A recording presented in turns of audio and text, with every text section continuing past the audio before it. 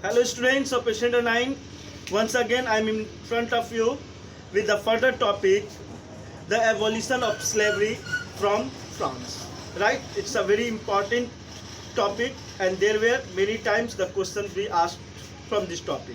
So dear students, just understand it very clearly, right? Before coming to the topic, I just remind you whatever we just studied in last video, right? In last video we just discussed about the improvement and the conditions of women during the French society or French Revolution, right? Dear students, whenever we will talk about the abolition of slavery, so before coming to the topic, it is necessary to understand what is slavery. Slavery means slavery was a system under which the peoples were just working under the feudals or the rulers or in their colonies for their whole life, and for this they will be given very less wages that is equal to only for the survivor of their life. Not only that person, but after him, his son and next generation भी also their slaves. Slavery system को एक बार फिर से समझ लें कि slavery system एक ऐसा सिस्टम था जिस सिस्टम के तहत जो वीकर सेक्शंस या जो स्लेव होते थे तो वो किसी के दास के रूप में होते थे, और इतना ही नहीं, मतलब उनके आने वाले जनरेशन भी उनके लिए ही काम कर सकते थे, किसी और के लिए काम नहीं कर सकते थे। ठीक है, इसके बदले में उन्हें बस खाने और जीने के लिए इतना ही वेजेस दिया जाता था कि किसी तरह से वो खा सके और जी सके, बल्कि उसको उसके वर्क के अकॉर्डिंगली उसे वेजेस नहीं दिया जाता था। ठीक है, ये सिस्टम बहुत हार्ड और स्ट्रिक्ट था, जिसके तहत उसके आने वाले जनरेशन भी किसी राजा के, किसी सामंत के, और जिसके वो दास थे उन्हीं के परिवार के दास वो लंबे समय तक बने रहते थे। इसलिए इस सिस्टम को हटाने के लिए काफ़ी स्ट्रगल वहाँ पे हुआ था। ठीक है, खास करके थर्ड स्टेट के वीकर सेक्शन में सबसे लोएस्ट कंडीशंस में ये स्लेव्स आते थे, और स्लेव का एक बहुत बड़ा क्राउड था, बहुत बड़ा भीड़ था जो कि सिस्टम से फ्री होना चाहते थे, राइट?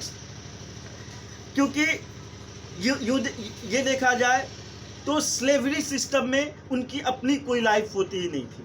ठीक है, उनका जन्म से लेकर के मौत तक वो किसी गुलामी में बीत जाता था। वो मालिक के लिए जन्म लेते थे और मालिक के लिए ही उन्हें मरना होता था। He do not think anything more than serving of their owners or masters, right? Now just come to the topic. Now how the slavery was abolished from the French society. Dear students, Jacobian rhymes के duration में देखा जाए तो slavery को abolish कर दिया गया था, राइट? क्योंकि जैकोबिन्स क्लब क्या था, वो सपोर्टर था सबसे वीकर सेक्शन सोसाइटी का, इसलिए। लेकिन इससे पहले अगर देखा जाए, ठीक है, तो सबसे पहले अगर हम बात करते हैं तो जैसे कि हमने बताया कि किस वहाँ पे उस टाइम फ्रांस में जब रेवोल्यूशनरी मतलब के द्वारा रिवॉल्यूशन हुआ और नेशनल असेंबली आई, उससे पहले अगर देखा जाए तो रूलर्स क्या था, फ्रांस का एसेंशियल कमोडिटीज के लिए वो डिपेंडेंट रहते थे। ठीक है, एसेंशियल कमोडिटीज के लिए वो डिपेंडेंट रहते थे अपने कॉलोनीज से, क्योंकि फ्रांस ने बहुत बड़ा कॉलोनी स्टैब्लिश कर लिया था एशिया में, अफ्रीका में, अमेरिका में, राइट?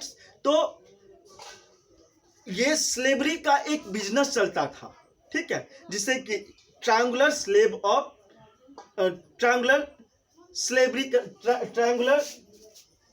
ट्रेड के नाम से जानते थे। स्लेव का खरीद बिक्री होता था, दास का खरीद बिक्री होता था। एक बड़े सामंत के पास, एक बड़े ऑनर्स के पास ज़्यादा ये स्लेव होते थे तो वो दूसरे को खरीद सकते थे या उसे बेच सकते थे। ठीक है, तो उस टाइम में यूरोप में देखा जाए तो ट्रायंगुलर स्लेव ट्रेड होता था। अब ये ट्रायंगुलर स्लेव ट्रेड क्या होता था, उस सिचुएशंस को अगर हम समझें तो ये ट्रायंगुलर स्लेव ट्रेड 3 कंटिनेंट के बीच में होता था। देखा जाए यहाँ पे फ्रांस या यूरोप के नांटेज और बोर्डेक्स, राइट, नांटेज और बॉर्डेक्स दो सी पोर्ट थे, बंदरगाह जिसको आप बोलते हो, राइट। ये सी पोर्ट्स अब क्या होते थे, अफ्रीका में रिसोर्स भी बहुत ज़्यादा था। दूसरी बात, अफ्रीका के जो लोग थे वो एजुकेटेड और अवेयर नहीं थे, उन्हें काम करने का तरीका नहीं पता होता था। तो उनको क्या करते थे, ये नांटेज और बॉर्डेक्स के जो ट्रेडर्स होते थे, वो क्या करते थे, स्लेव्स को अफ्रीका से खरीदते थे।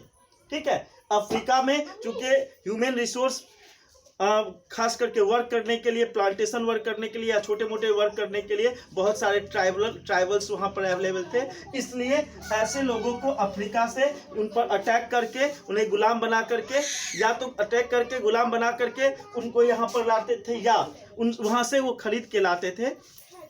और खरीद के लाने के बाद अमेरिका में जो फ्रांस का प्लांटेशन का वर्क होता था, फ्रांस के बहुत सारे जो मिडिल क्लास के लोग थे, ठीक है, या बिजनेसमैन थे, उनका प्लांटेशन का बहुत बड़ा बड़ा वर्क यहाँ पर अमेरिका में होता था। तो अमेरिका में रिसोर्स तो था, लेकिन वहाँ पर काम करने वाले वर्कर की कमी थी। तो उन वर्कर के लिए, लेबर को पूरा करने के लिए ये अफ्रीका से यहाँ लाते थे, और अफ्रीका के नांटेज और बॉर्डेक्स के जो सीपोर्ट्स थे, उसके बड़े बड़े जो जहाज़ों में इन दासों को, इन स्लेव को जानवरों की तरह कस करके, पैक करके, जो कि 6-6 महीने तक, साल भर तक कंटिन्यूअसली समुद्री जहाज चलते थे, और उसके बाद वहां से अमेरिका पहुंचाया जाता था। कहने का मतलब देखा जाए तो स्लेव का ट्रेडिंग 3 कंटिनेंट के बीच में हो रहा था, इसलिए इसे क्या कहते हैं, ट्रायंगुलर स्लेव ट्रेड के नाम से जानते हैं। The slave trade happening between 3 continent, Europe, Africa and America, is just known as triangular slave trade. Right, clear to everyone I think. So once again just try to understand, एक बार फिर से आप समझ लीजिए, जो दासों का व्यापार यूरोप, अफ्रीका और अमेरिका, ये 3 देशों, 3 कंटिनेंट के बीच में होता था, जिसे कि ट्रायंगुलर स्लेव ट्रेड के नाम से जानते थे। ठीक है, ये ट्रायंगुलर स्लेव ट्रेड के कारण से नांटेज और बॉर्डेक्स का जो सीपोर्ट्स का जो रीजन था, वहाँ के लोग काफ़ी वेल्दी हो गए थे, काफ़ी रिच हो गए थे ये स्लेव का व्यवसाय करके। क्योंकि यहाँ के ट्रेडर्स क्या करते थे, यहाँ के बिजनेसमैन क्या करते थे, स्लेव का खरीद बिक्री का काम करते थे, और अमेरिका में प्लांटेशन वर्क जो कराने वाले ऑनर्स होते थे, उनको वर्कर सप्लाई करने का काम करते थे। तो इस ट्रायंगुलर स्लेव ट्रेड के कारण से बॉर्डेक्स और नांटीज के रीजन्स के जो एरिया जो था, वो काफ़ी रिच और प्रोस्पेरस हो गया था। अब इसके आगे हम लोग चलते हैं, अगर ये समझ में आ गया होगा। अब देखा जाए कि ये ट्रायंगुलर स्लेव ट्रेड जो था, ये ट्रायंगुलर स्लेव ट्रेड के बाद ये स्लेव को ख़त्म करने का सिस्टम कैसे आया। तो जब फ्रांस में नेशनल असेंबली आई, ठीक है, तो नेशनल असेंबली ने क्या किया, फ्रांस के जो लोग थे उनको स्लेवरी से इंडिपेंडेंट कर दिया। अब स्लेवरी से जब उनको इंडिपेंडेंट करने की बात हुई, तो ये डिस्कशन स्टार्ट हुआ कि क्या फ्रांस में रहने वाले ही लोगों को स्लेवरी से इंडिपेंडेंट किया जाएगा, या फ्रांस के कॉलोनीज जो हैं, उन सारे कॉलोनीज में भी जो स्लेव हैं उनको भी हटाया जाएगा, स्लेवरी वहाँ से भी ख़त्म किया जाएगा। अब इस बात पे गवर्नमेंट बिल्कुल साइलेंट हो गई, क्योंकि देखा जाए तो नेशनल असेंबली की जो गवर्नमेंट थी, वो उसमें कौन से थे, थर्ड स्टेट के रिच और प्रोस्पेरस क्लास के लोग थे, और उन्हीं का ट्रेडिंग और बिजनेस जो था, ये स्लेवरी के माध्यम से उनके इंडस्ट्री फैक्ट्री चलते थे। अगर उनको लगा कि अगर ये बना, तो उन लोगों ने इसका विरोध किया कि अगर आप स्लेवरी ख़त्म कर दोगे तो हम आपको सपोर्ट नहीं करेंगे, क्योंकि उनका इनकम जो आता था यही प्लांटेशन और ये बिजनेस से आता था। जब इस इशूज पे लास्टली क्या हुआ, डिबेट तो काफ़ी हुई, लेकिन नेशनल असेंबली ने स्लेवरी को एबोलिस्ट नहीं किया, मतलब इस इशूज पे पूरी तरह से वो क्या हो गया, साइलेंट हो गया। राइट, क्योंकि लगा कि जो मिडिल क्लास, जो लोअर मिडिल क्लास या जो बिजनेसमैन जो थर्ड स्टेट के हैं, वो सारे इसके एक्टिव पार्टिसिपेंट हैं, अगर हम ये ख़त्म करेंगे तो उनका सपोर्ट हमें नहीं मिलेगा। राइट, इसलिए नेशनल असेंबली के टाइम में आप ये कह सकते हो कि स्लेवरी एबोलिस्ट नहीं हुआ, उस पर डिबेट जरूर हुई, डिस्कशन जरूर हुआ, नेशनल असेंबली के द्वारा डिबेट हुआ, लेकिन वो बैन नहीं किया गया। अब आगे देखते हैं। नेशनल असेंबली के बाद जैकोबिन्स राइम्स की गवर्नमेंट आई और नेशनल असेंबली कन्वर्ट हो गया कन्वेंशन में, राइट। जब ये कन्वेंशन में आया तो जैसा कि आप जानते हो Jacobins rhymes just supporting and it was formed by the weaker section of community, weaker section of society. That's why Jacobins rhymes or the Robespierre just abolished slavery from the France. Not only France but from the French colonies also. France में नहीं बल्कि France के अंदर में जो भी colonies थे वहां से भी स्लेवरी को क्या कर दिया गया, खत्म कर दिया गया। नाउ डियर स्टूडेंट्स, लेकिन इसका मतलब नहीं है कि स्लेवरी वहां से पूरी तरह खत्म हुई।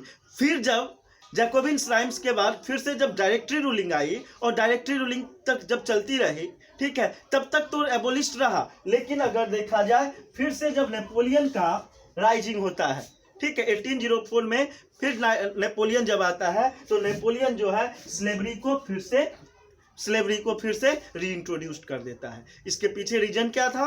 तो इसके पीछे रीजन ये था प्यारे बच्चों कि नेपोलियन चाहता था कि ट्रेड को फ्लोरिश करे, ट्रेड को डेवलप करे, ट्रेड को विकसित करे। तो ट्रेड को विकसित करने के लिए वर्कर्स और लेबर्स की ज़रूरत होती, इसलिए और इन लेबर से और इस स्लेव्स के माध्यम से लेबर की जो स्कार्सिटी थी उस लेबर की स्कार्सिटी को फुलफिल किया जा सकता था। इसलिए और नेपोलियन जो है फ्रांस, जो रीजन्स उसके कब्जे में फ्रांस के था, उसके अलावा और भी बहुत सारे रीजन्स को फ्रांस के डायनेस्टी में मिला लिया और फ्रांस को एक बहुत बड़ा एम्पायर के रूप में इस्टेब्लिश किया। और ट्रेड को फ्लोरिश करने के लिए स्लेवरी सिस्टम को फिर से इसने रीइंट्रोड्यूस कर दिया। तो फाइनली देखा जाए तो मतलब एबोलिशन और reintroductions was continued for a long time and such system be continued till the 1848 और 1848 बताएंगे 10th क्लास में आओगे तो नेपोलियन के बाद कैसे क्या कुछ इंसिडेंट वहाँ होता है। लेकिन कहने का मतलब देखा जाए तो ये स्लेवरी का सिस्टम कंटिन्यूड वहाँ पे रहा और लास्टली फाइनली स्लेवरी एबोलिश्ड इन 1848, राइट। और लास्टली 1848 ईस्वी में स्लेवरी जो है वो फ्रेंच सोसाइटी से एबोलिश्ड होता है। ठीक है dear students, I think it is clear to everyone.